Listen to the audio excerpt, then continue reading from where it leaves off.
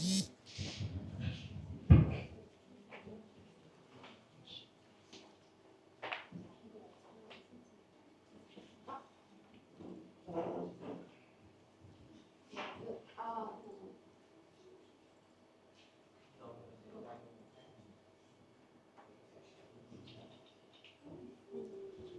everyone, I'm Seonah from the Master Students and Ecological Restoration at University. Today, I'd like to quickly run through what I do and some research I've been doing on this science study for landscape and natural species in South Korea. I guess. Let's go.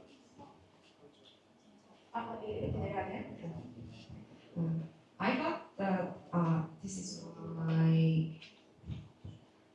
lab.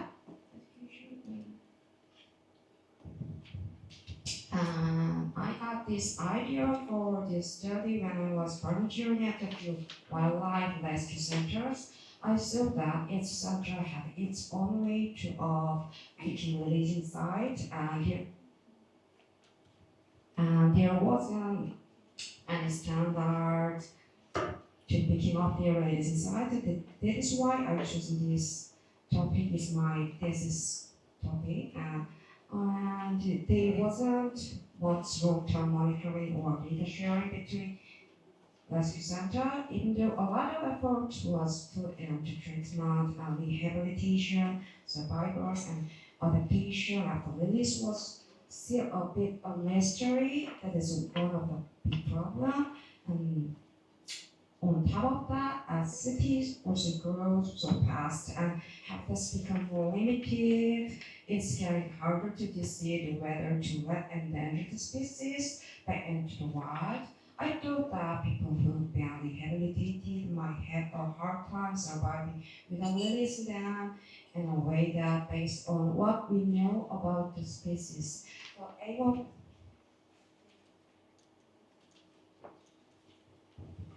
The aim of this study is what kind of endangered species are most often rescued, and I'd like to suggest some other objective way to choose where to release them based on their ecological and behavior trait. So the first thing we need to do build a basic and transparent set of data of the can support the listen specifically training. I worked with five big wildlife rescue centers. Did you see that is geographic maps, and the site is Gyeongbu, Gyeongnam, Busan, and Ulsan, and North Gyeonggi. I gathered the data on the rehabilitation period and diagnosis and related sites from these centers. I also I also picked seven species to focus on based on how often they are rescued and how important they are in the existence of South Korea. So when it comes to mammals, we got uh, Korean prize squirrel, and next one is Eurasian otter, and the other one is big big prey of the birds. And there is some great birds of prey here, like as white-tailed eagle and owls, sparrowhawk, and the goshawk. For the information, I thought that flying squirrels are overall and nocturnal, so they need to forestry dense canopy and specific rainfall patterns. And also those should be released near the clean water system, and within raptors in areas where there are plenty of play, and not many people around.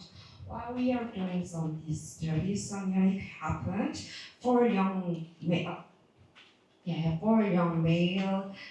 flying squirrel were rescued and North County Center. So I decided to observe their behavior and undergoing assessment while they are being rehabilitation. And after they were released, I'm still doing this study. And I just released them entering this conference. And I also prepared some videos.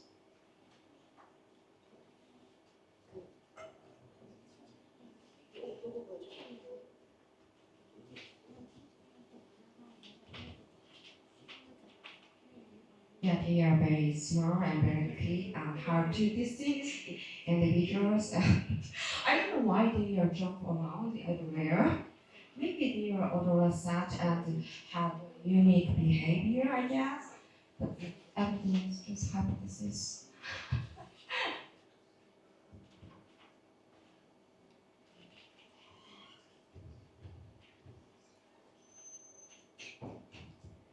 And the other thing, I installed the infrared trigger camera and monitors now. And I also installed the artificial nest.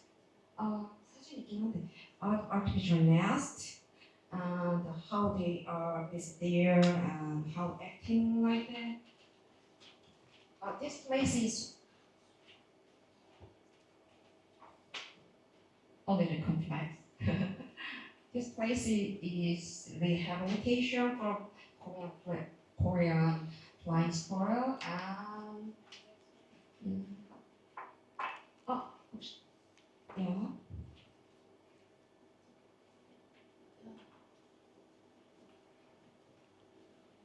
인사 사진이 있는데 이거 아니면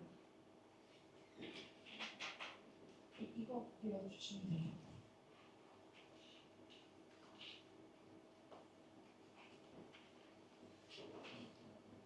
And this is what I do, and we installed artificial nest for those flying squirrels.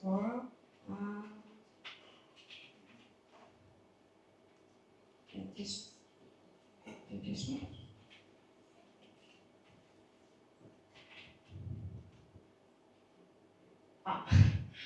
Yeah, goodbye, goodbye, Pearl, and yeah, this is a wild squirrel also.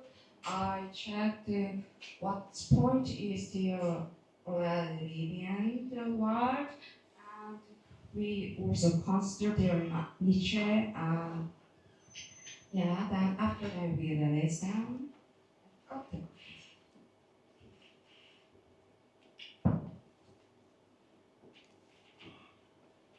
Yeah, still I doing this, and this is my environmental variable used in the research include medical data and also NDVI, as you know, and population density, and some distance from the road, water system, forest, and urban area in using the Palladium method. I also use the future climate projection using SSP, as you know, and resolution is quite low, and for the I also included for the 2020s and 2050s and 2080s data, and their layer were integrated into the maximum to create the species distribution model. It takes into account how suitable it is right now and how well it can adapt to changing climate in the future. Before I could check the endangered species models, I had to pretest how reliable my hypothesis, and they were using two species you can find easily in Korea. And one of them is raccoon dog, and the other thing is water deer are both really interesting animals, and they are often rescued but not legally protected. We can see various recorded release points are on the map and show how suitable the area is. I checked the release site line up nicely and high probability Jones AUC is resource level 0.933 is very high point. So that is what that is explain this release point is how much suitability. But this point like as this is the limited data because Korea is still limited some geographic information about the North Korea. That is why some data is losing.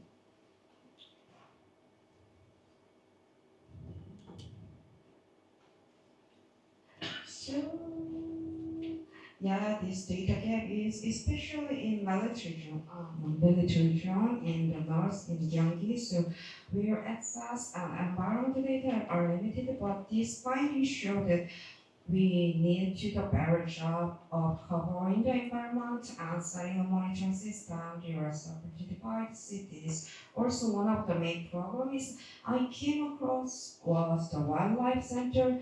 They don't really have the resources to how do long-term monitoring. They even didn't know, recognize the importance. I thought that is why I suggested using a citizen science to track this and get the community involved in the monitoring and application in and public training program in Korea are increasingly empowering volunteers to support the ecological collection and make sure I keep up the monitoring after the release. I've done the following super first of all, behavior observation and collecting two samples from the blind squirrel in Gyeonggi. Right now I'm looking at how often the nest box are used and the stress hormone level of the deer have been released. At the same time, I'm making a max-based suitability maps for each of the seven target species as I mentioned. It all and it's all about adapting to local environment because every environment has got kind of different traits to reflect to what each species demanding for well adapting after releasing.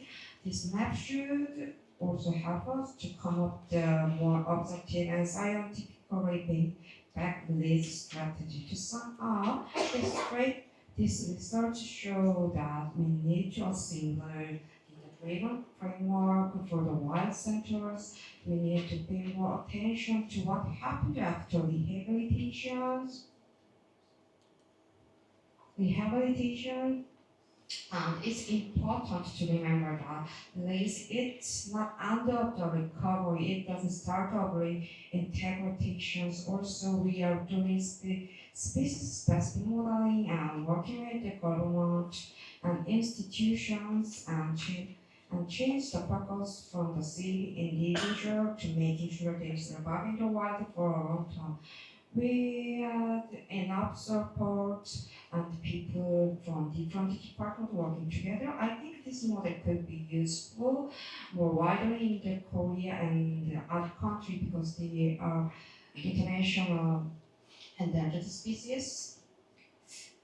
Thank you for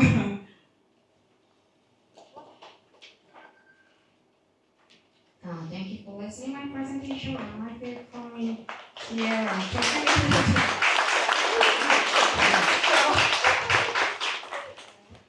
It's on time, 15 minutes, no questions. Common questions. Thank you. Okay, now I invite the first speaker who is going to talking about